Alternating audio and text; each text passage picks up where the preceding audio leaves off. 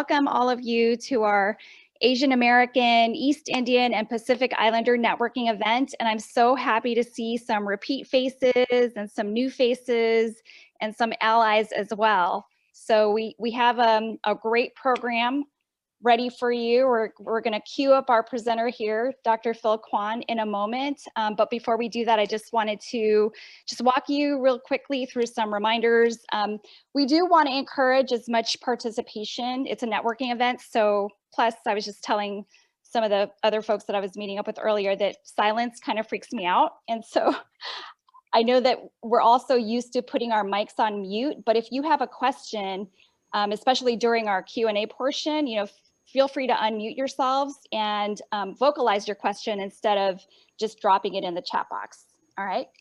And then of course, like I said, I never need to say this, but I make a habit of saying it, keep whatever comments you have in the chat box, kind to everyone. We just want to make sure we're being positive all the time. No criticism in there. If you want to criticize anyone, just email me directly and criticize me. But keep your comments in the chat box, as kind and positive as possible. All right. Good seeing everybody. Okay. So I am going to introduce now first of all, let me just thank all of the people who helped make this happen real quick. So Dr. Phil Kwan, the folks at Lozano Smith, and they're going to get a chance to talk to you later on in the program. And of course, Josh Peterson, our tech guru. Josh, where are you? Can you wave? Hello. There you are. Thank you, Josh. This wouldn't happen without him. So I just want to make sure that we're all aware of his presence. And of course, Alice Petrosian, I've invited her. She's our partnership executive. Wave, Alice, are you there? Yay. She's going to get a chance to introduce herself a little bit later too. All right, so I am going to go ahead and introduce our featured speaker. His name is Dr. Phil Kwan. He is a partner for Leadership Associates, but he's also been a superintendent. He was a superintendent for 19 years in the Bay Area, 13 years at Union School District in San Jose, and the last 6 years of his career was in Cupertino Unified School District. He also worked in Southern California as the Assistant Superintendent of Instructional Services at Val Verde Unified School District, Director of Secondary Programs at Santa Ana, Coordinator of Media Services at Montebello, and he was a math teacher, tennis coach, and activities director at Irvine. So much experience. He's going to just shower us with wisdom today, right, Phil? He's got a long bio. So I'm just going to skip through some of this and just go to the ones that are super important here. So he served as the president of State ACSA Superintendency Council, the chair of the ACSA Superintendent Symposium, and he's been the president of the California City School Superintendents. Phil is the former chief business official for Leadership Associates through 2018. He also served on the American Association of School Administration Governing Board and on CSBA's annual Education Conference Planning Committee and Education Legal Alliance Advisory Group. He's been the director of ACSA's Superintendents Academy, as well as a presenter in the ACSA Leading the Leaders program for newly appointed superintendents in California. Phil's got a ton of experience. And so with no more further ado, I present to you Phil Kwan. Thank you, Margie. Thank you very much. When Margie asked me to do this, she wanted me to talk about my pathway to the superintendency. And I'm going to do that in as short amount of time as I can. And how are you going to handle questions, Margie? Are you going to look for hand raising, or are we going to do that later? I think we're going to let you get to all of your presentation, and then we're going to carve out some time for Q&A at the end of that. Okay, great. Well, let me just share with you that I never entered public education as a math teacher thinking that I would ever want to be a superintendent. I mean, that was the furthest thing from my mind when my journey began. I started teaching math at University High School in Irvine, and I taught there, and I was a tennis coach and activities coordinators for 8 years. And I can tell you that some of the best years of my life was as a teacher in the classroom. And I miss that so much when I left the classroom to be an administrator the only saving grace for me when I became an administrator was the knowledge that I was impacting far more than 180 kids every day. You know, as a district administrator, as a principal, assistant principal, you have an impact on the lives of many young people. But to this day, even on Facebook, and I am on Facebook, my kids, I call them my kids, are always in connection with me and are always letting me know how they're doing and asking me how I'm doing. I can tell you that after 8 years as a math teacher, I wanted to grow some more. And so I was looking forward to becoming an assistant principal in a growing district. And one of the things that happened to me is that obviously that didn't happen for me. And one of the things that I heard from one of my assistant superintendents when I was at the central office one day, he said to me, "You're moving too fast." And I don't know what that means, because all I know is that I can work hard and I can work harder, but I don't know about moving too fast. And so for the many years that I tried to be an assistant principal in Irvine Unified, a growing district that never happened, I decided to hang it up. And I went to work for Pacific Telephone. I went to work in their accounting office in Anaheim. And I was on a fast track there and was scheduled to go to San Francisco in their main office when I decided that I wasn't ready to leave Southern California. And I decided to work for a computer firm, a young, growing computer firm. And I did training. Luckily for me, in my background, computer science was my background, and I had just gotten into IBM PCs just when they were launching. And so I tried to establish a training center. During the time that I was away from schools and public education, I continued to apply for assistant principal jobs, and they just weren't happening for me. And it was pretty disappointing. My wife and I talked about whether or not that I should come back to public education or not.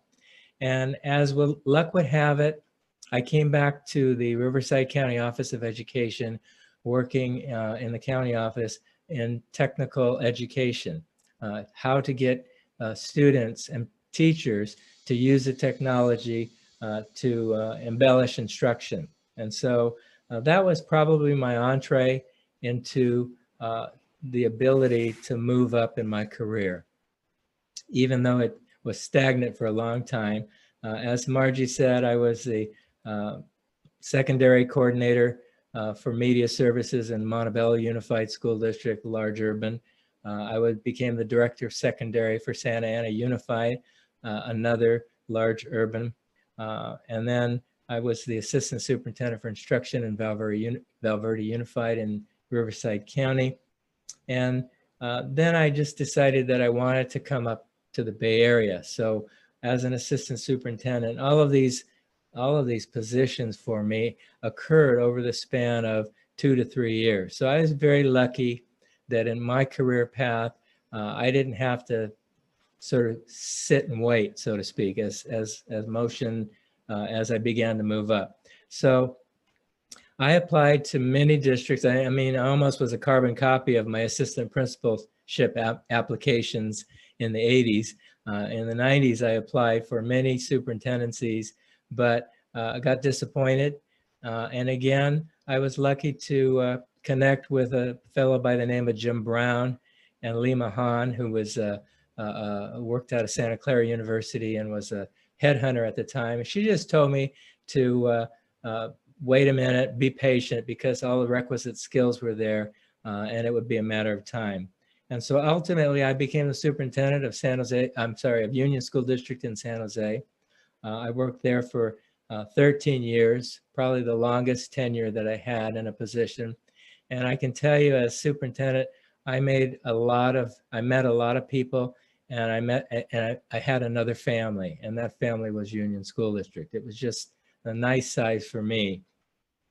And then after Union, then headhunters started calling me, and so I got a call to come to Cupertino School District, and they said, and the headhunter said to me, They're looking for an Asian superintendent. And I said, yeah, I've heard that before, you know, and I'll get back to that a little bit later. But as it turned out, Cupertino was right in my alley, and it was right place, right time for me. And so I went to Cupertino, and I ended up staying there 6 years before retiring. I have to tell you that all along my career, every day that I went to work, it was always a learning experience. There was always something to learn. And, you know, I credit some of my bosses, some of my supervisors who gave me these assignments. I did a bilingual, I chaired a bilingual committee to look into bilingual services in Santa Ana Unified.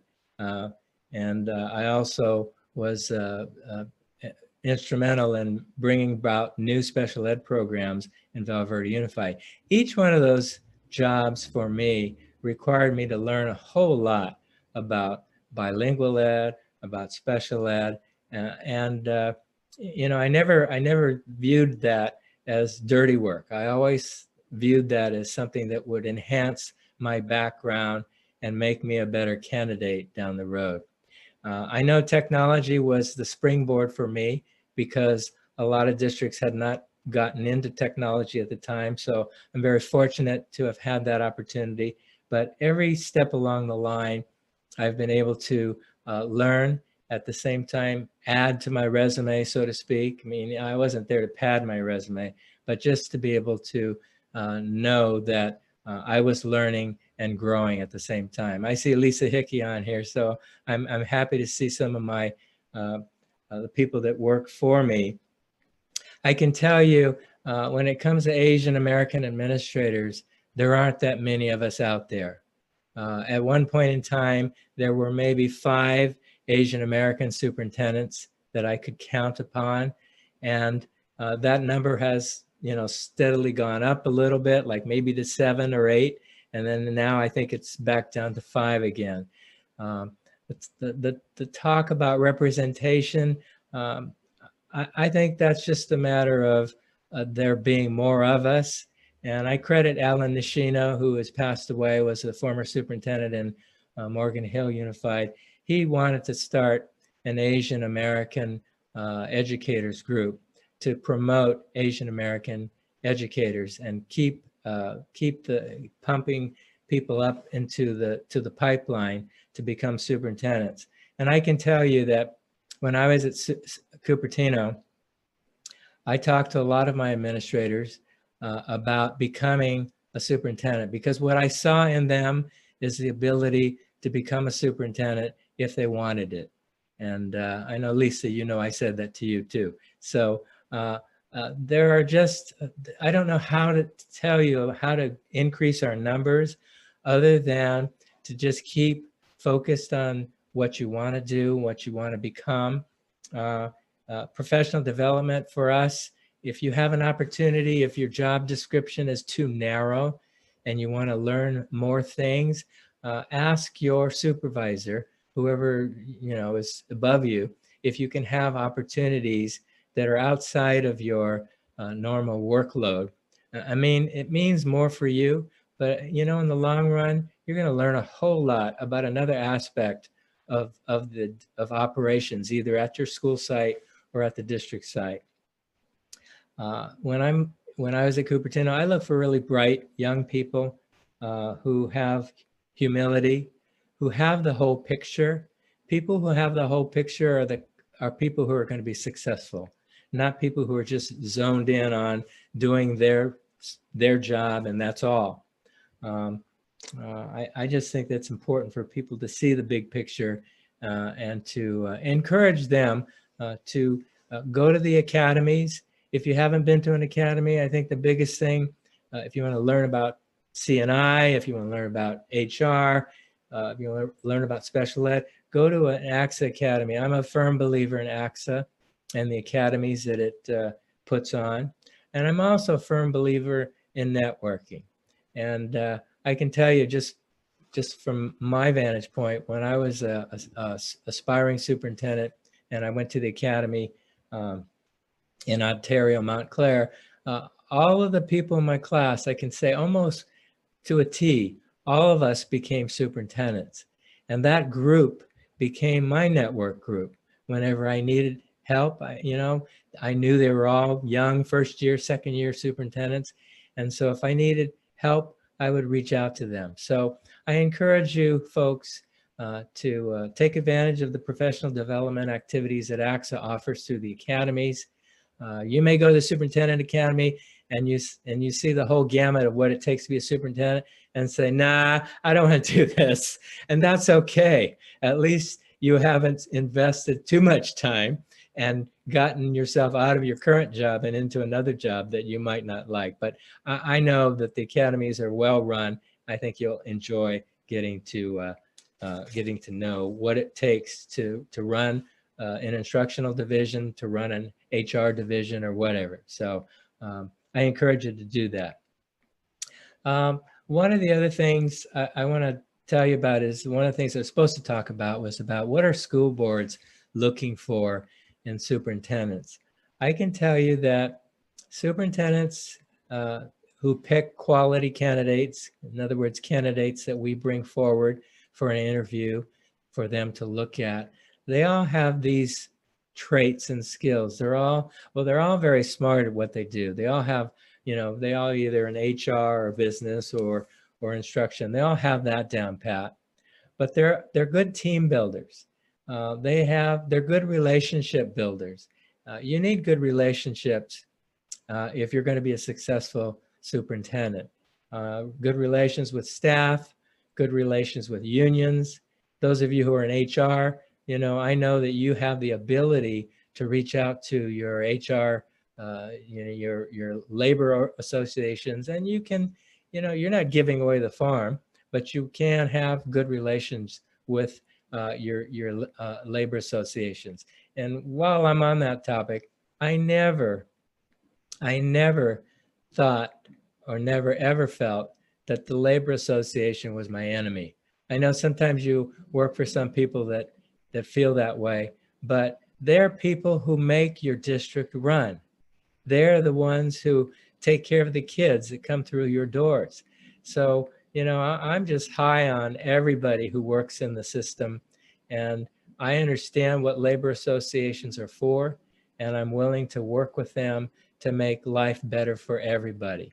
And so that's been probably my mantra when I've had an opportunity. 19 years as superintendent, I have probably had a couple years of discord with labor, but it was never focused at me. In fact, maybe it was more focused at my board.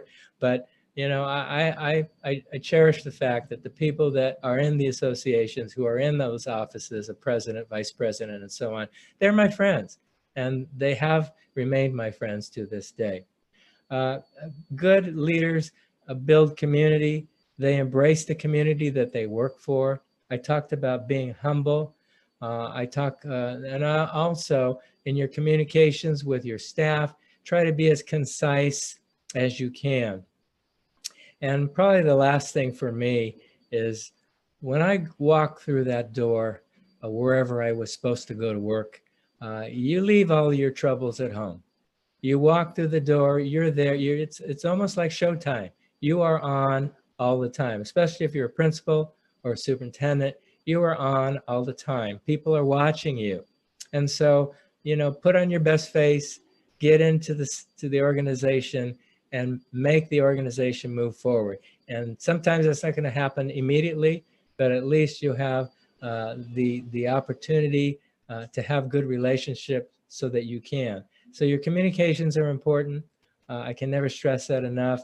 And again, never miss an opportunity to show your leadership, whether you're a principal, talking to your parent community, or a superintendent, or if you're an assistant superintendent who is at a parent function meeting and they ask you to speak, never, ever dismiss the opportunity to let people know who you are.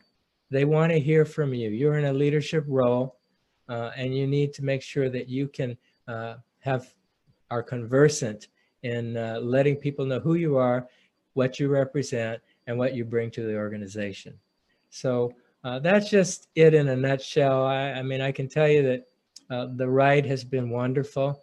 It's been, I don't know if I could handle what superintendents are doing today, but I do know that people always ask me, aren't you glad you're not superintendent now? And I said, no, you know what? I have a great team. I had a great team. And that's what you'll do when you're in leadership roles. You'll build the people who work for you, and they'll be great people and they'll make great decisions. You don't have to make all the decisions. In fact, I often told my cabinet that people will make the same decision given the same data points that you have. And so as long as everyone's on the same page with the same data, you'll get the same result. But I'm just going to stop there, Margie, and see if there are questions. And I'm just glad to be here with you. And I really want to encourage you to think about, as an ACSA member, how to grow the AAPI network, because there isn't one. And when I was coming up as superintendent, my colleagues would always, they'd go to CALSA meetings or other meetings, and I said, hey, I don't have a meeting to go to. And they would always invite me to go to CALSA meetings with them. So there's got to be a way to put the AAPI face on leadership throughout California public education, because we do represent a certain number of our student body. And I don't know if that representation occurs in administration. So Margie, I'll throw it back to you. Thank you, Phil. So we're going to open it up to some Q&A. I know you guys have questions. Every time I do a survey, you want more time for questions. So I was sure to carve some out this time. I'm going to give you about 2 minutes to think about what those questions are. And in the meantime, I'm going to ask Alice to introduce our partner who's supporting our program today. So Alice, you want to take the mic?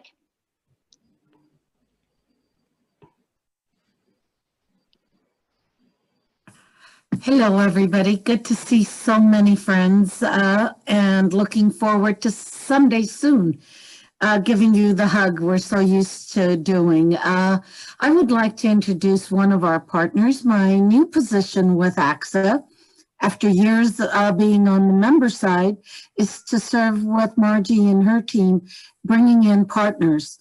Partners make a world of difference in the work we do because they support some of the things that Margie has a vision for, or our membership all of a sudden wishes to do.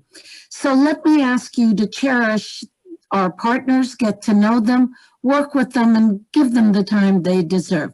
One of those very important partners is the law firm Lozano Smith. And some of you may be working with them. Maybe you'll put it in the chat room that you are a partner with Lozano Smith already, and you have seen the great work they do. Margie and I could only calculate to 2 decades, but we are sure that Lozano Smith was probably there at the inception of ACSA, but has been with us for sure as an active member the last 20 years in partnership. Today, they have someone very special representing the firm, and it's Darren Kamea. And Darren is an attorney that has done labor law, is really deep into education law. But most important is, I'm going to say this, sorry SC folks, he's a UCLA grad with his JD from Fordham. And this young man does volunteer work and is truly a man of many skills and talents. And I hope in the next 60 seconds, you'll get to know him even better. So Darren, all yours. Thank you so much, Alice and Margie. That was probably nicer things than even my mom would say about me. So I appreciate the endorsement. As a partner of Lozano Smith, it is an honor and a privilege to join you all today. Thank you so much to ACSA for partnering with our firm and for providing us with this opportunity. These networking events are so crucial to everyone's growth, success, and wellness during this time when it's very difficult to get in touch and feel connected to other folks. Lozano Smith is a statewide law firm which has partnered with school districts for more than 30 years and with ACSA for almost that long. At this time, this year could be the most challenging one for all of us. Walking through the past several months very closely with education leaders, We understand how incredibly challenging this time has been for everyone, and many of you are tasked with very difficult decisions every week. We are working with your districts on everything from distance learning, special education requirements, funding, safety considerations, and of course, labor negotiations. Through it all, as district leaders, you have provided hope for your communities, staff, and students. Your dedication and grit serves as an inspiration to all of us. We see your good and tireless work each and every day, and for that, we are very grateful. We wish you continued success and appreciate the time you've given us to connect with this admirable group today. Thank you. Thank you, Darren. We really appreciate your support. Alice, did you want to have any last comments? Just one. If you know of a organization or a firm that you work with that you think can also become a partner with ACSA, please don't hesitate to let Margie or I know about it. Thanks again. All right, thank you. Okay, so we're going to do one raffle real quick before we do the giveaway. Before we do the Q&A. Josh, can you pull up the wheel? Our raffle wheel.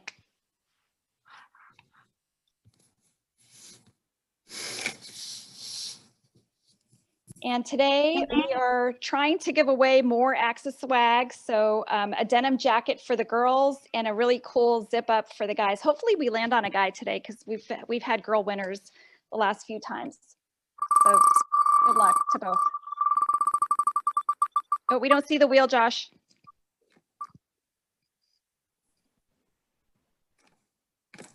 It landed on me, Marge.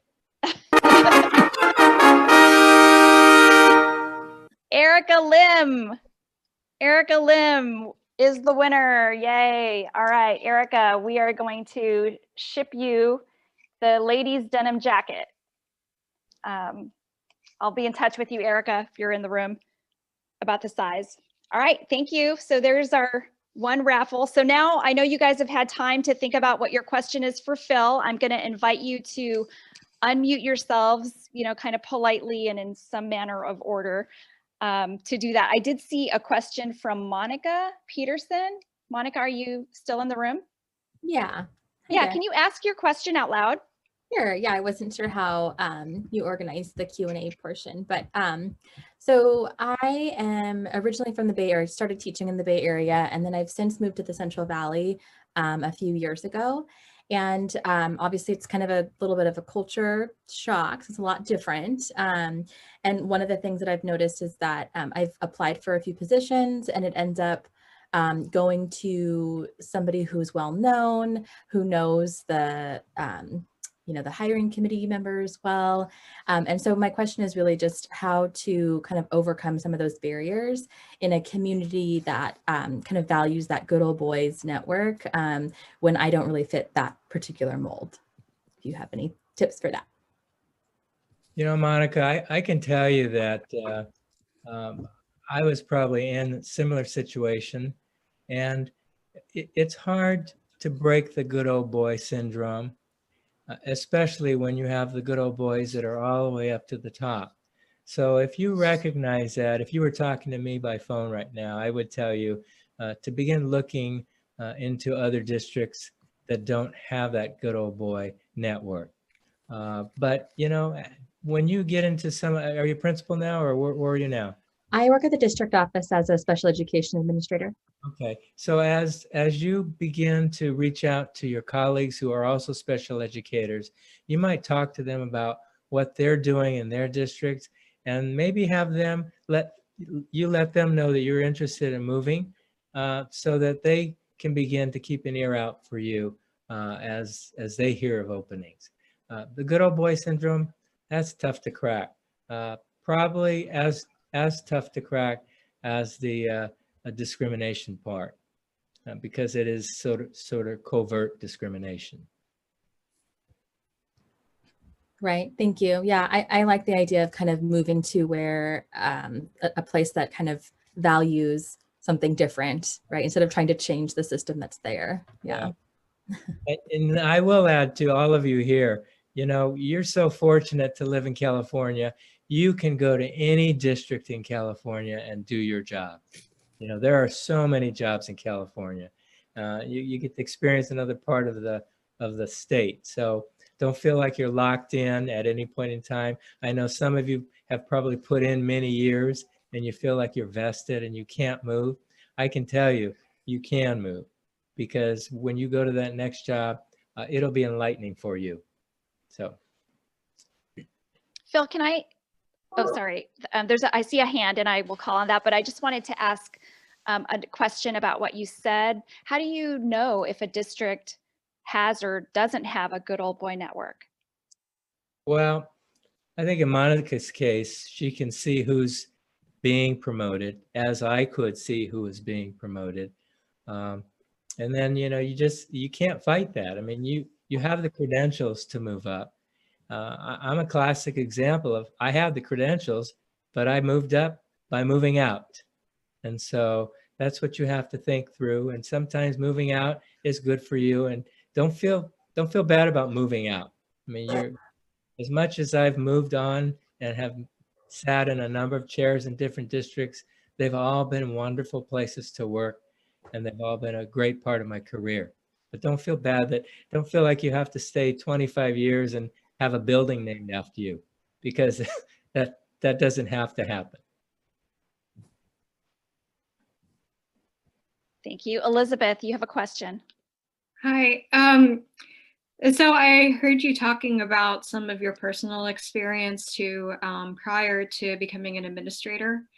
I heard like your background on computer science and even working outside of the district before. So I wanted to pick your brains, and probably even anyone else in the group too, about what you know, how that could also help with resume building, or if moving outside of education can actually be beneficial even for like a short period of time before moving back into public education. What's your say on that? Well, I can tell you that when I moved out and went to Pactel, it was out of frustration of not being able to move up in public education. And so when I did that, I thought the grass was greener on the other side. And I can tell you financially, it is greener on the other side. I mean, you know that as a public educator. You don't make a whole lot of money as a public educator. But what it did do for me, and what it will do for anyone who goes out, is it'll give you a different perspective of what you were doing back in public education sector. And you can make that decision of whether you want to return to that sector, and what are the things that are bringing you back and pulling you back. That's all I can say. I mean, some people leave public education and they have a wonderful career outside and they never return. And I'm happy for them when they do that. My case was frustration. And so I was willing to try something different. Anybody else? Yeah, my name is Mike Santos, and I do have my hand raised. I need to ask you a question.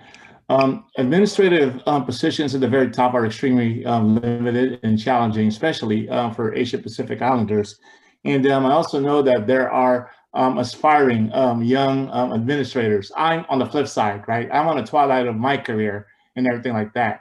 So any advice for me or someone such as myself that are still kind of considering moving up that particular journey? However, what is the benefit of seeking or networking with headhunters, number one, or number two, do school districts perceive age and use it as a factor? Well, those of us who are HR people know that age is not a factor. But it is. I would encourage you to, if there's something that you really want to do before you retire, not that you look old enough to retire, that you should pursue it. I mean, there are things out there you haven't even experienced yet. So give yourself the opportunity to experience it.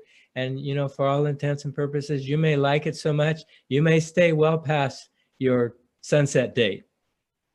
So please go for it. I would encourage you to do that.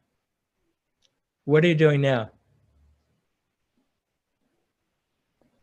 I'm the director at of Ed Services at a mid-sized school district. Okay. So your next step would be an assistant superintendency somewhere. And there are lots of them out there. Thank you. I saw Lisa Hickey had her hand up earlier too. Lisa. Hi, Phil. Nice to see you. I do remember you telling me I should eventually become a superintendent. I also remember you moving me to a site, to the Mandarin Immersion School. And at the time, I was unsure about it. I jokingly think I told you, wait, I'm Cantonese and I don't speak. But in hindsight, it really was a really good experience. And so I don't know that I viewed it that way right at the time that you moved me there. One of the questions I had is, I heard you bring up humility a couple of times, and it is definitely a core value that I have. I do question, though, when I think about humility, and I think about certain people who are in like top executive cabinet levels, if that's the right thing, because I feel like humility sometimes goes along with a little bit of an Asian stereotype, and not necessarily, you know, talking about yourself or selling yourself. And so that was just something that struck me. Yeah, Lisa, thanks for bringing that up. That's probably the hardest thing for Asian Americans, because we've always been quiet. And as I chatted with Margie about this workshop, we're always quiet. We do our work and we sit in the background. So somehow you have to break out of that piece, break out of that mold. And hopefully, if you have a supervisor who values you in that regard, that they will promote you and make sure that you are always at the forefront of the next move, or at the front of the group, so to speak. Humility is so hard to quantify, because when I'm talking about superintendents, one of the things that boards look for are people who are humble. I mean, you can't know everything as a superintendent. As a principal, you can't know everything. And so you have to rely upon your people who work for you to make good decisions and to help you make good decisions. But that's a good point, Lisa. I appreciate that very much. And I'm glad you did that Mandarin immersion program. I knew it was good for you.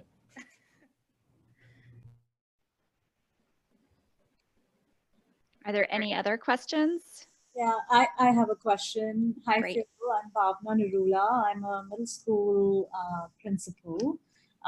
Lisa and I have crossed paths in Palo Alto. I was in Palo Alto for a few years, and in a different district now.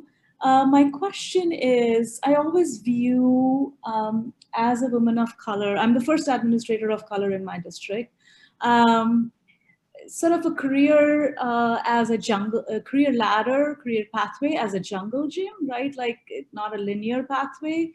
I'm curious about your perspective on some of the non-traditional pathways that superintendents have taken,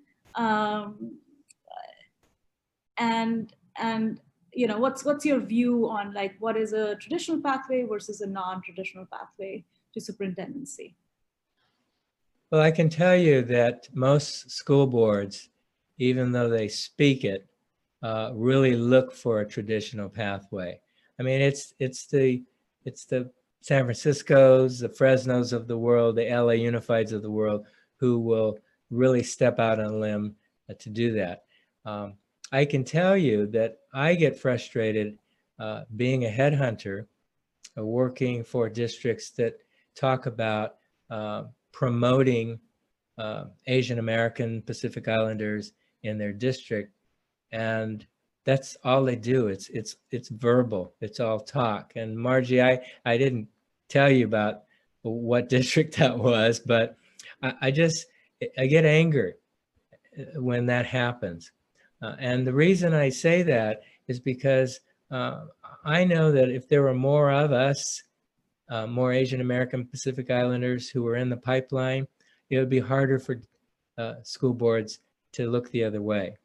I mean, I know Westminster and Orange County, Garden Grove, I mean, San Francisco Unified, Oakland Unified, Alameda, those are districts that talk about it. And the question becomes, how do school boards make that selection? And I tell you, most school boards are looking for traditional route people. It's rare that you are a non-traditional candidate. And so for me, a related question is, what would you consider as a headhunter a traditional pathway? Well, I think people who know the organization inside and out, who have worked in their own district and know their community, someone who's been around long enough to know how to move an organization like a school district, no matter how big or small, how to move it forward. I'm not going to say anything about any of the larger districts that have non-traditional people in it, but I think they have a lot to learn to move a school district forward. And so sometimes it doesn't move at all. So Thank you. hang in there. Keep trying. Absolutely. The equity warriors is what I call. Trying. Any other questions?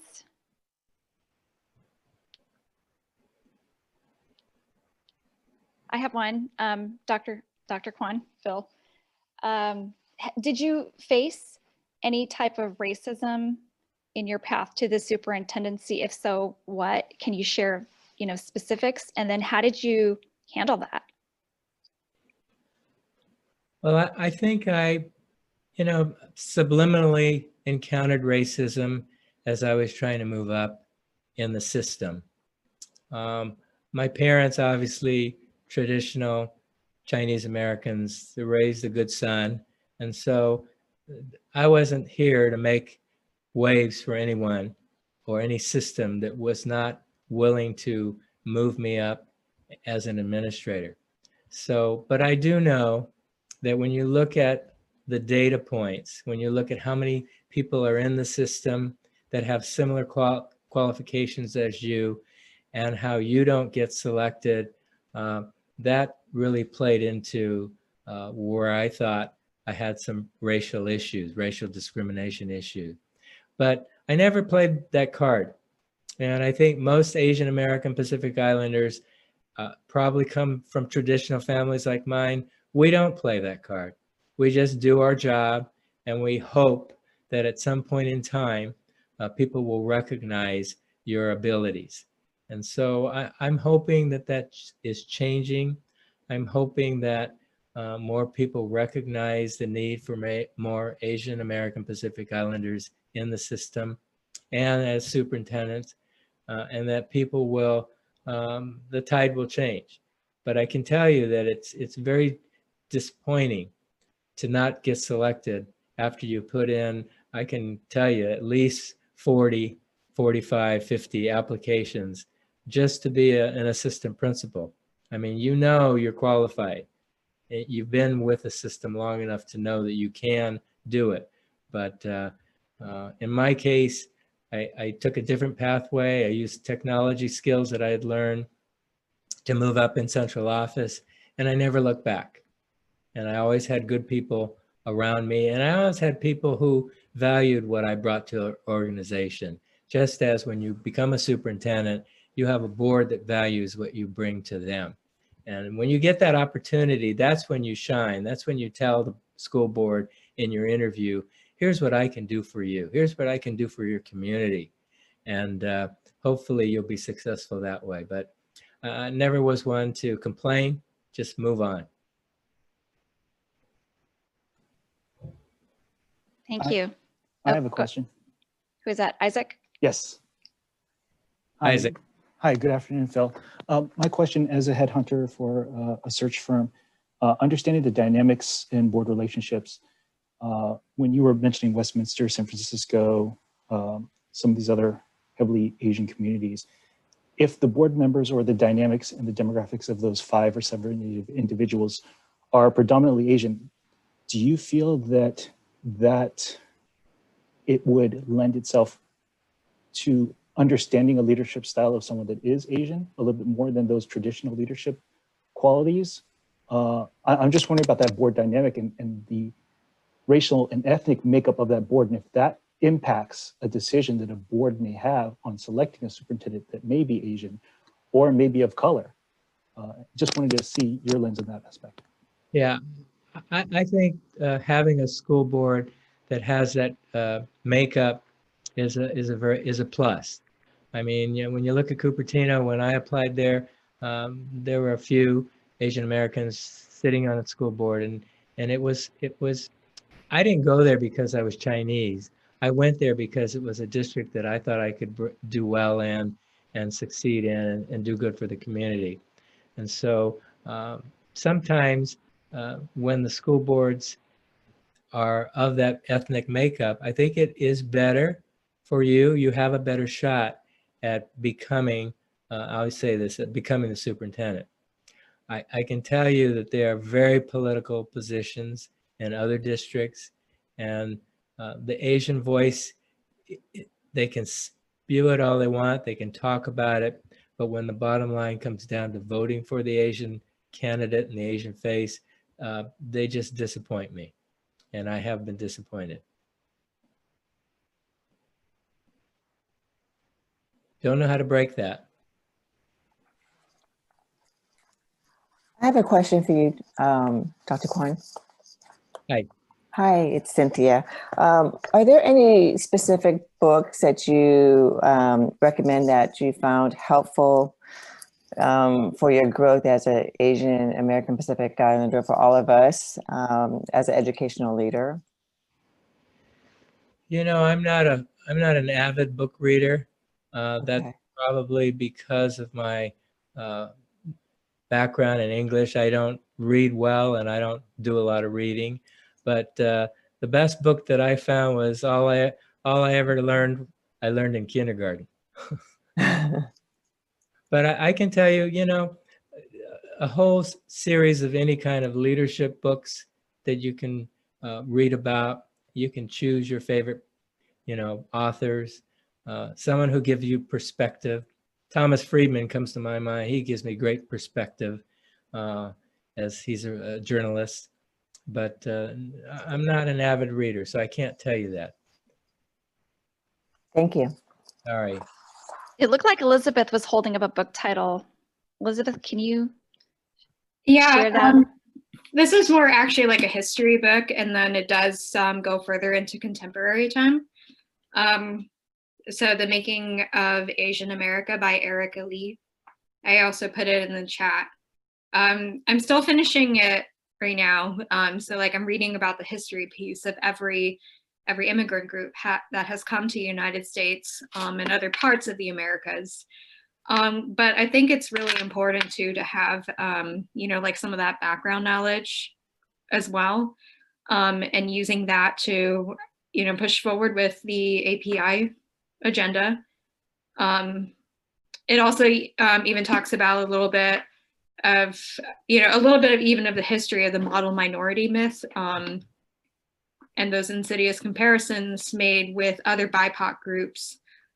And then also probably like some of the ideas in here, I do anticipate that I could, you know, I could use in leadership, or even just, you know, like some really great talking points, at least to, you know, to emphasize on my value in a leadership role. And I'm definitely looking for more books out there, but I think I see some more on the chat. Thank you for that. Yeah, and I think Darren posted a good question. Darren, can you ask your question? Sure, Dr. Quon or Phil. I have seen many administrator move from, and I'm in LA, so move from the city out to Central Valley or Kern County to take a superintendency. And that would be of a small district where they maybe don't have quite as many challenges as they would in a larger district, as well as hiring challenges. What type of value does a school board, or do school boards place on that type of experience versus trying to go up through the ranks in a larger district only? I think any district that taps into like LA County people or Bay Area people, I think they, school boards will recognize that they bring a different perspective to their area, and that's a plus for them. So I think that, but although it's culture shock for the person to go, because, you know, I mean, I certainly would have a difficult time probably somewhere in the Central Valley, although I got valley fever a couple of years ago, but that's neither here nor there. But I think that people value that you live and work in a major metropolitan area, and you can bring some good ideas to a more suburban rural area for the district. I think it's a plus. Thank you. Dr. Kwan, Mike Santos once again, I have a question for you. I attended Academy a couple of years ago, and they say right now, the route to the superintendency, because what's happening in our business is through human resources, okay? I also learned from that particular academy that superintendents actually do not really get fired, I'm gonna use that word, for student achievement, but instead for stuff such as, of course, budgets, facilities. I was listening to the presenter. It was quite interesting. Budget and facilities. Can you please make a comment on that? Yeah, you're right, Mike. One of the things that superintendents get in trouble for, get in the news for, are issues around budget being upside down, contractors not following the right protocols, getting people hired into, you know, if you're doing construction, you're never going to lose your job over test scores going down, or that you're using the wrong book for English, you know, in high school. That's probably pretty true. Most superintendents move along when there have been some problems with the budget, when there have been problems, you know, problems with the community. I mean, if you can't get along with the community and you're not seen as the leader in the community, which you should, you need to get out there and let people know who you are. That could be a sign that you're not long for staying there. But that happens all the time. And when you pick up the newspaper and you see someone leaving, you'll see that they're leaving for budgetary reasons or some misguided appropriations that they did or that their underlings did, that they're ultimately responsible for. Thank you. Other questions? Marguerite, I have a question, and I don't know if I have this fully formulated in my head, so bear with me as I try to communicate it. So I've heard a couple of times, and I don't know if you know, it's just not sitting right with me, but I've heard a couple of times thus far that there's this like expectation that because of the stereotypes that might exist around Asian American leaders, that we should, instead of trying to fight that, try to find a place that we're better fit for. And I don't know that I agree with that. And so I'm wondering what your perspective is on, like, in terms of moving that conversation forward, right? Eventually, right, the purpose or the goal behind us getting together like this and trying to create more Asian American leadership is to combat that stereotype, to prove that there is complexity within our communities. And so I'm wondering what you see as like a potential first step beyond us congregating in spaces like this. Well, I would expect that there would be an Asian American Pacific Islander Educators Association. I know someone asked me that earlier, who tried to make that happen. That was Alan Nishino, who's since passed away. But our voice is not heard. You know, it's an interesting comment when you look at the papers now, the stories being told on Prop 16, is that? About the moving away from the that word escape. Affirmative action. Affirmative action, yeah. And in the Asian community, that's a split vote, and which is surprising to me. But I don't have an answer for that. I don't have an answer for that socially or emotionally. But I do know that well, my answer for for the UCs specifically in trying to, you know, admit qualified students, you just need to admit more people. I mean, if we fight this all the time, trying to figure out where to draw that line. How many Asian Americans, Chinese American, Japanese Americans can come in at the expense of people who won't get in because you're trying to pull in other kinds of people. And so my comment has always been, why not just make the system take more people in? And I don't know, that's an expensive solution. I don't know who wants to put a price tag on that. Sorry. I'm going to open up that question to the floor. Does anyone else have any possible answers to that or solutions?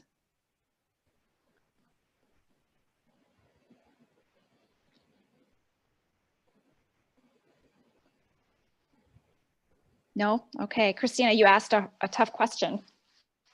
But I think if we, you know, put our heads together, we'll figure that out. Sorry, go ahead. No, I was just saying it's something that I'm grappling with. Like, I'm currently in a graduate program and I'm one of 2 Asian people in the entire program right now. And even like amongst, you know, all the other graduate programs in the same school, it's just, we're severely underrepresented in education. And part of that is because of the perception that we cannot be leaders because of these stereotypes that are stuck with us. And that's, I think, the root cause of the issue, right? Is that we need to combat this perception that we're not fit for leadership. Hey, Margie, can I comment on that? Hi, everyone. Alex Nar. First of all, thanks to everyone for being here. It's so awesome to see all the faces, especially the allies. Alice Pertosian in the house. Alice, you're the best. Anyways, Christina, I really, it struck a chord with me, your comment, and Phil's experience is like so amazing. Thank you for sharing that. But I agree. I've had conversations with Isaac before, and we've talked about the number of interviews we have to do versus other counterparts. And we kind of talk about our Asian American experience where we might not look the certain way, right? And I agree. For me, especially if my family's planted here, you know, it's a bit hard for me to look up and down the state. But I just want to say that I've talked about that struggle with a couple of colleagues here. I think it's a minority struggle, but specifically here as Asians and Pacific Islanders, it's a real struggle just to find people that look like us on the administrative level and then us moving up, right? It's just another notch. So I just want to add, I am so excited, and I've been telling Margie from the beginning, just for us to unify where we're at right here. There's a lot of power in this Zoom conversation. I'm just looking across the screens, just starting to get us to unify and to there's a lot of power in that. And I feel like that's kind of one of the first steps in combating that is to unify and be out there and strengthen our voice as an AAPI community, and then start looking at that with some real passion. And we have trailblazers like Phil to look up to that have helped set that path. And I think if we unify together, only good things can come with it. Huge fan of ACSA, just having ACSA as a great guiding point to bring us there. But also, you know, we do as AAPIs, there's a voice and we haven't cultivated that yet. We haven't brought that together and gotten the specific coaching we need to kind of give us that edge. So just wanted to add that. May I add to that? Add like a couple of thoughts. Christina, you brought up a very good point.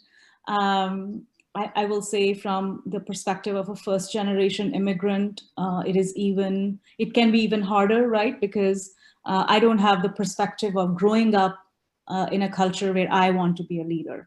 And raising, you know, 2 children who this is the only culture they've known. What I will say is I almost didn't apply to this district because of that reason, right? Because I looked around, there was nobody who looked like me. There were not even teachers who looked like me. There are still none.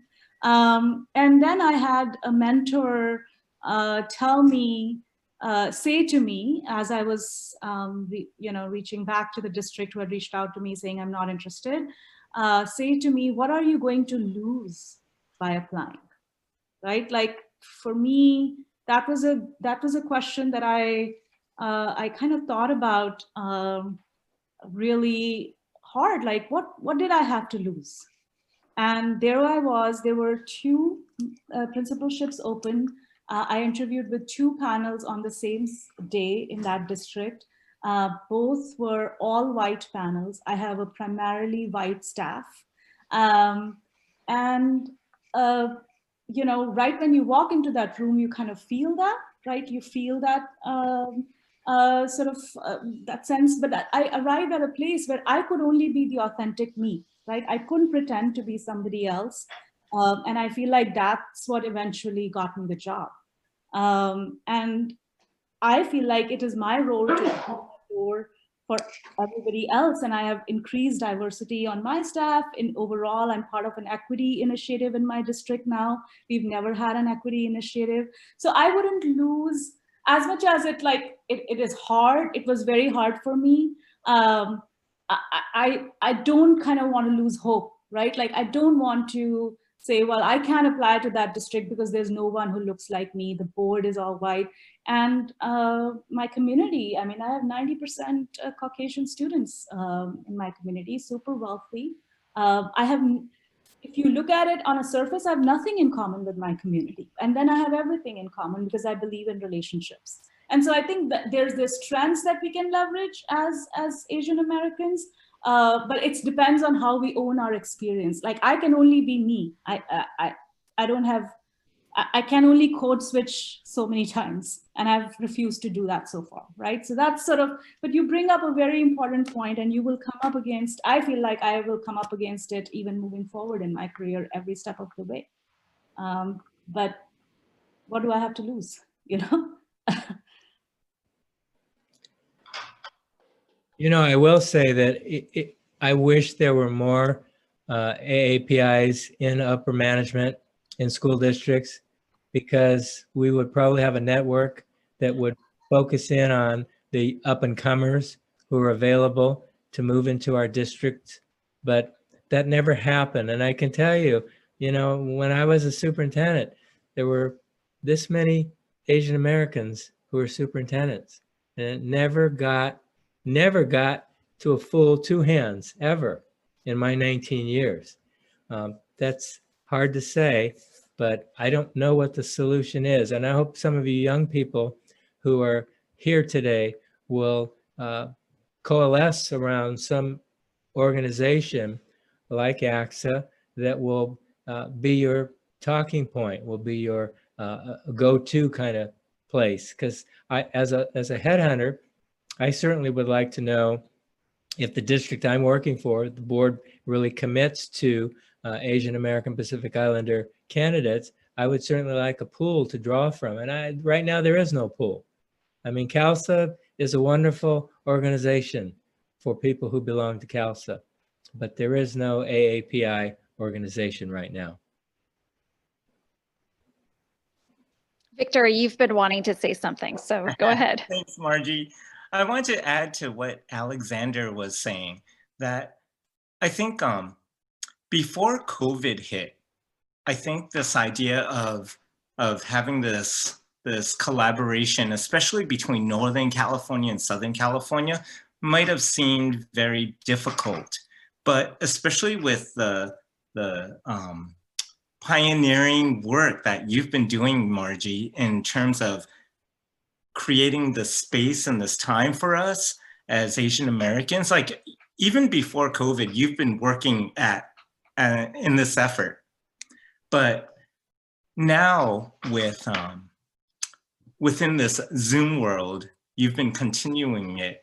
And I think that it gives us an opportunity that is different from any other time that we've had. And there's enough interest and enough eagerness and leadership within this group, even today, to just start pushing this forward and even coming up with some next steps, right? some next steps, like when would we want to meet and how would we want to meet and who would be there, just to start. Because until we have this group, it's going to be hard for us to support each other.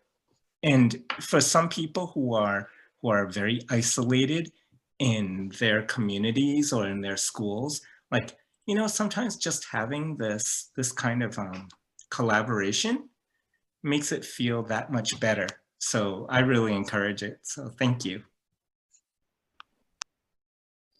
There's definitely some discussion within ACSA and within some of the peers that are your peers that are here today about starting a separate organization specifically for Asian Americans, just like HALSA has, just like our African American administrators do. So one that will be focused on that, but I'll let David and Isaac have speak to that if you guys want to for a moment. I don't know how far they've gotten. I think they're just kind of poking their noses around, really. So Isaac, do you want to say anything about that? Yeah, I'd be happy to speak about that. So David and I and a few others that are in this group meeting right now are in the formative stages of creating a API organization. And what we'd like to do is continue to increase our network and our database. And so that's one of the things that we're hoping that you can all help us provide your information in that slide deck. So if you have that, and David is putting it in the chat, there is a group me that we do have. So if you'd like to click on that link and join in, we also have that as another networking opportunity as we continue to expand. So we're working on our bylaws at the moment and doing drafts, and also creating a few other things as our executive committee. Joey or David, do you want to, or Alex, do you want to chime in?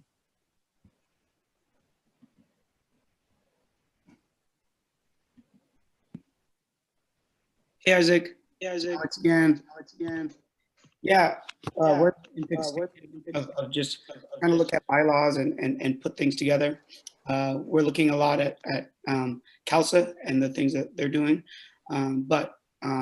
Yeah, just kind of what Victor's saying, that there's, I don't want to just talk about it. I want to unify. There's a lot of power in the AAPI voice, and we can see that because we're looking at our screens right now, and we can see a bunch of people that are eager, willing, capable, and looking for leadership. So again, we're in our infant stages, but we're just trying to cultivate the AAPI voice. I don't know if Dave. I just wanted. Go ahead, David. Can you guys hear me okay? I'm sorry, I'm driving. I'll just say that, you know, in forming the group me, I was kind of hoping for more dialogue with all the Asian administrators. And I'm finding that, at least we're finding that we're just not communicating as often as I would like. And I know as Isaac and Alex would like. So, you know, join the group me, but really let's take some time and just share out anything about your day, about your week, successes, you know, promotions. It's very quiet in the forum, and Victor has, you know, shared some things, but let's chat it up. Let's break through that model minority myth. Let's not be silent, and, you know, say hello to each other.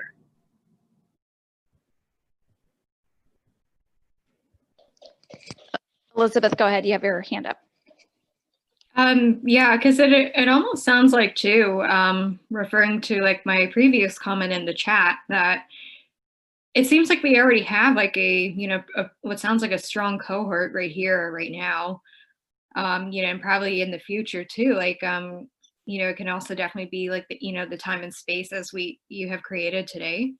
We can do breakout rooms, and really like everybody getting involved and talking to each other. I love that sort of idea too of, that kind of networking building. One of those blessings within, this, I guess like this time, let's say, is, it probably would have been harder to do this, prior to COVID.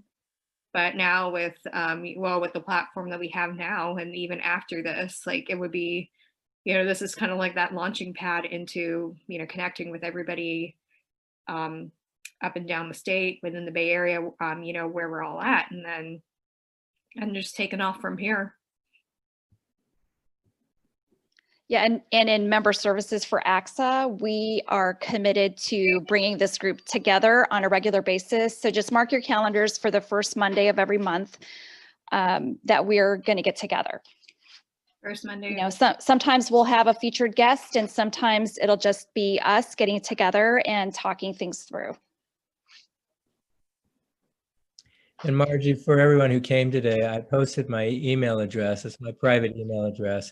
You're certainly welcome to call me if you have any questions about anything. I'm always available.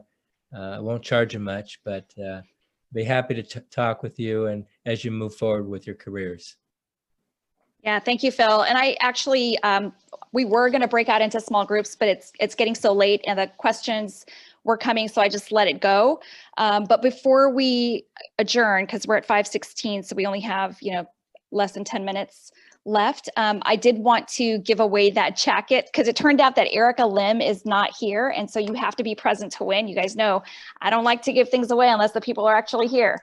So I'll just do it this way. Who has a birthday in November? If you have a birthday in November, raise your hand. Not my husband's got his hand up, not you. If you have, okay, so Mimi, Tracy, who else? Just Mimi and Tracy in November. Okay, so it's got to be a tiebreaker. Whose birthday comes first? Mimi, when's your birthday? Tracy, when's your birthday? 17. Mine's 6. Oh, okay. So Tracy's November 17th and Mimi is the 6th. Well, let's sing happy birthday to them, you guys, real quick, because we won't get together until December again. All right. Can we do that real quick? You know how Unmute bad yourself. happy birthday sounds on Zoom? It's not good, but okay. Unmute yourselves because I don't want to hear just myself singing. All right, ready? Let's go. Happy birthday to you. Happy birthday to you. Happy birthday, Tracy and Mimi. Happy birthday to you. Thank you guys so much. Thanks, everyone. Mimi, what size? Oh, I'll message you about the size. Okay, thank you so much. And since I have the microphone, I just want to say thank you so much for organizing this. And I am from San Francisco. We do have Asian Administrator Association, except during COVID, we were just so busy. So we haven't really been diving into this conversation, but I'm so glad, Margie, for creating this platform for everybody to get together to really share these ideas. And I'm just so glad to see all of you guys in a way. It has been a very difficult journey. What Dr. Quon said, that we don't have a lot of people in the pipeline because people are not stepping up to be in this role. And sometimes we don't feel as rewarding because the Asian voice is not out there. But I can't wait to have a chance to really get to know everyone and collaborate more. Maybe the joint force is what we need to be out there to really make us visible. I think it's, you know, we have a power. I always struggle with the idea that the most successful schools are always run by the principals who are Asian. They're doing well, but why can't we just step up to the next level and be still that power? And we work hard, intelligent, skilled, with everything you need to be at a higher level of leadership. But hopefully we will get there. I just want to say thank you so much for this. Yeah. Amen. Yeah, thank you, Mimi, for those comments. Phil, somebody's still asking for your email address. Okay. Can you tell us what it is, and then we'll also put it in the chat? Sure. I thought I typed it in the chat, but that's You did, but it's way up somewhere up at the top. Quon. Kwan? Right. Quon.phil, Quon.phil@gmail.com. Okay, and so you're giving everyone permission, they can email you directly. This is his personal email, you guys, so that's huge. He just offered himself up. That's awesome. I value you guys, and I want you to be successful. I mean, I want more of us to be successful and move up. You are successful now, but I want you to move up into the top spot. Yeah, Margarita, thank you. I know we don't have time for groups, but I'm just wondering if we could just do a quick whip around and people can just introduce themselves and maybe what district they're from or something. That I think that might be nice. If I don't, and if people have to go, just a thought. Absolutely. Yeah. We technically we have 10 minutes left, so let's go ahead and do a whip around. I'll call on you guys if that's okay. That makes sure that we get everybody. So on my screen, Mimi, I've got you first. All right, thank you. I'm Mimi Kasner. I'm elementary school principal at San Francisco Unified District. I've been here for 20 years, and I did assistant principalship at middle school and high school. So also I'm the president for Asian American Administrators. We call it AAAA Association, so it's 4 A's. And I'd love to get to know all of you guys. Thank you. Thanks, Mimi. Tracy. Hi, everyone. Tracy Noriega, Assistant Superintendent of Educational Services in San Lorenzo Unified. This is like my 5th month in the district. I was in New Haven Unified just down the way in Union City for 24 years prior. Also the president of FAAC, the Filipino American Educators Association of California. I look forward to hanging with all of you every first Monday of the month. Thanks. All right, Mike Santos. Mike Santos, Director, Ed Services for the Antioch Unified School District. This is my 32nd year in public education serving students and enjoying it. Thanks, Mike. Kevin Wan. Good afternoon, everyone. My name is Kevin Wan. I'm a young principal in my 2nd year at a large urban school district in San Jose, and this will be my 12th year in education. I want to also take a moment and just thank you, Dr. Kwan, for your insight. I think definitely it was very powerful. My takeaway is, just continue to explore, learn, be humble, and just continue to strive to what you want to do. So I really appreciate that. And thank you everyone on this panel. I think this is the first time I've participated in one of these. So it's kind of like the first time voting. Really appreciate the support in this group and look forward to the future events. Awesome. Great to have you, Kevin. All right, Lauren Choi.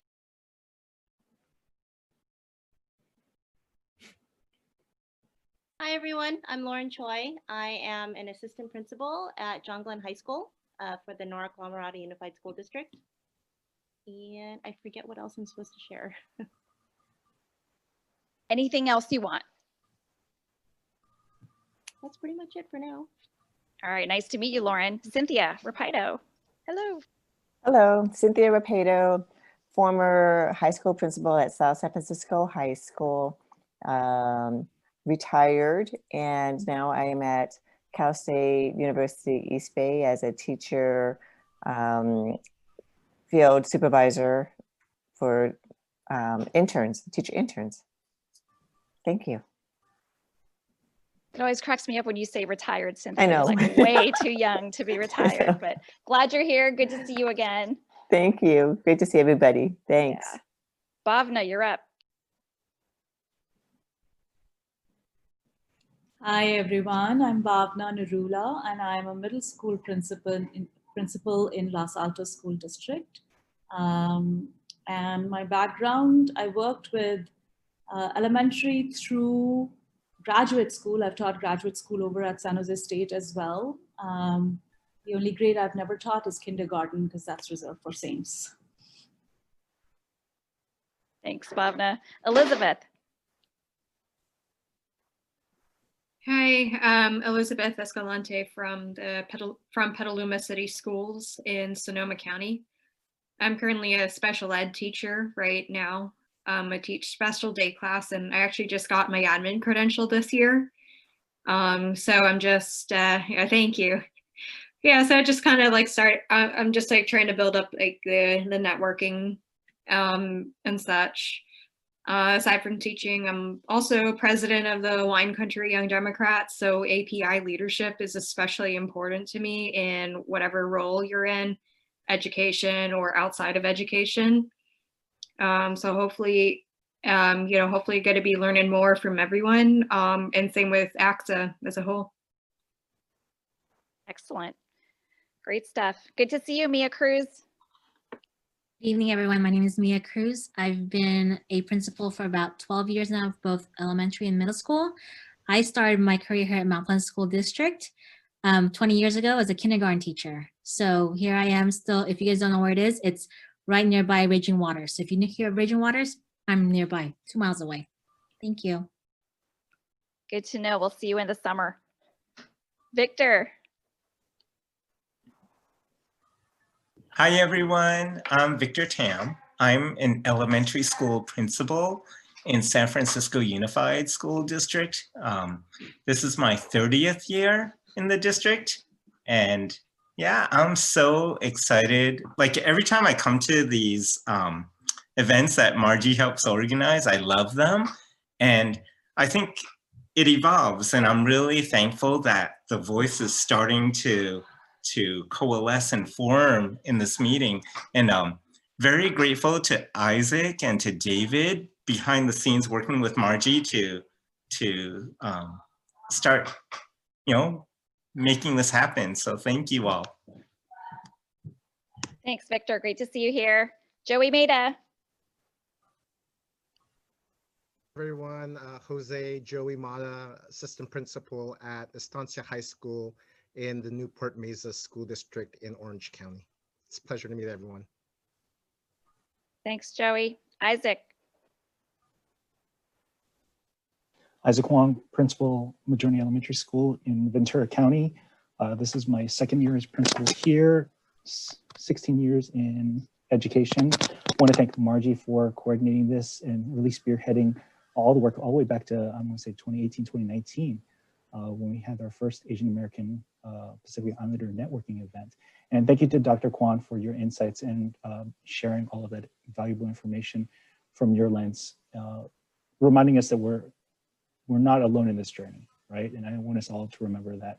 And it's important for all of us to collaborate, speak up, as Elizabeth and Christina were saying, is that I think far too often in the past, we may have been marginalized and overseen because we have not spoken up. And so it's obviously by the conversations in this group, it's time for us to continue gaining that momentum and that critical mass. And the time is right. If not now, then when? And if not us, then who?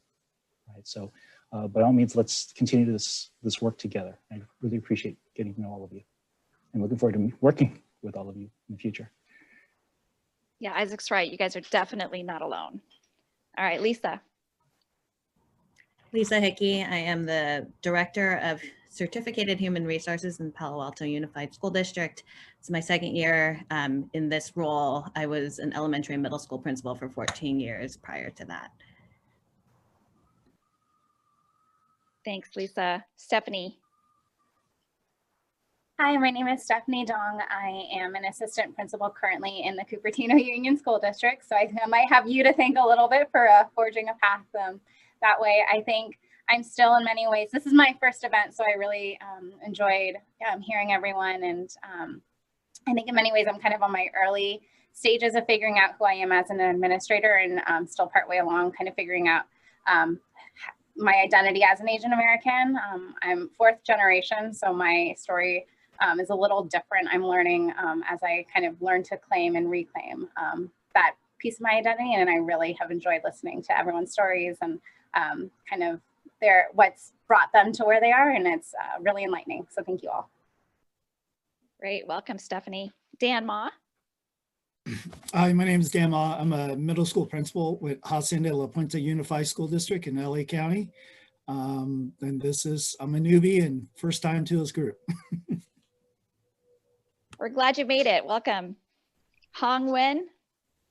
Hi, my name's Hong. I'm a principal in San Ramon Valley Unified School District. It's my first year here. I'm 6-year principal. So I was a principal in San Jose in the Evergreen School District, and I was in that district for 15 years. So going into my 16th year, but in a new district. And so I know that something that you had said earlier was, don't be afraid to move in terms of districts. I ended up moving closer to home because I got married and ended up living farther away from San Jose, and so had to make a decision to move a little bit closer. And so moving district was really hard for me because I really loved working in San Jose and with the people that I was with. But just know that now that I'm in a new district, I'm meeting a lot more friends and a lot more colleagues and people that I know that I'm going to be lifelong friends with, but I'm also really close to a number of teachers as well as administrators in my past district, and just know that they're always going to be there to be able to support you, and so not be afraid of change is my advice for those that are looking to move or to go into different roles in education. Thanks, Hong. Al Owen? I too am retired. I've been in this business for 58 years. I'm currently an adjunct professor for National University in the teacher and administrative credential programs. I've taught as low as the third all the way up through graduate school. I've been worn a lot of hats. Now I have no hair. Been an elementary principal, middle school, high school, assistant soup for business, and superintendent of both medium size and as superintendent principal in a rural district. And I am now in Central California in Fresno, third generation San Franciscan. Awesome, welcome, and thank you for always supporting our events. I'm also a charter member of ACSA. Wow, yay, thank you. All right, Kelvin. Hello, I'm Kevin Yoon. I'm the Assistant Superintendent of Educational Services with Montebello Unified. First time attending this event. I think I'm going to come to future events, and I noticed that there's a lot of Bay Area folks here. I'm originally from Oakland, so you know, so glad to see a lot of our Bay Area peoples up here. So nice to meet all of you. Welcome, Kevin. Darren, I'm going to let you introduce yourself again. So just real quick, Darren, I've been doing this for about a little over 20 years. And I just want to say one thing about this group that's unique is that it seems like it's not a top-down run organization, this cadre of folks. And I think there's a lot of energy, and it's really great to see a lot of people with fresh ideas and fresh experiences contributing. Well, we're so glad that you're here, Darren. Thank you for supporting the event. We hope to see you again next time. Alice, as a former educator, you got to introduce yourself.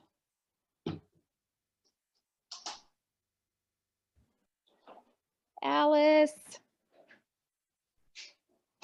She may have stepped away, but Alice is a longtime educator. Also, she was deputy. I'm here, there you guys. are. Okay, I was gonna try to very badly introduce you. It's my technology skills that are killing me. But I have seen so many people that I consider a mentee on this call. So if you will accept me as a sister from Armenian blood, which is being shed right now badly, that is willing to be a part of the Asian American new organization, I would love it. And I'm so proud that you haven't just decided to talk to each other, but to act. My call to you is action is what makes this truly a valuable experience.